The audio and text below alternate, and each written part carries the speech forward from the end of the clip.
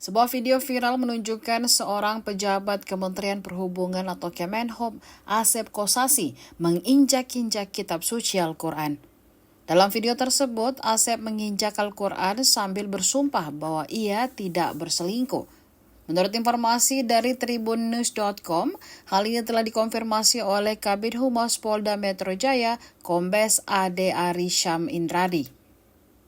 Asep dilaporkan oleh istrinya Fani melalui kuasa hukum Sunan Kalijaga.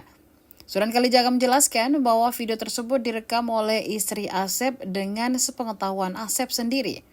Sunan menjelaskan bahwa Asep bersumpah untuk meyakinkan istrinya bahwa dia tidak berselingkuh.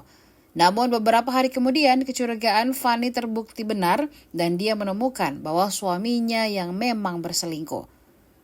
Sunan juga mengatakan bahwa kliennya menjadi korban kekerasan dalam rumah tangga atau KDRT oleh Asep.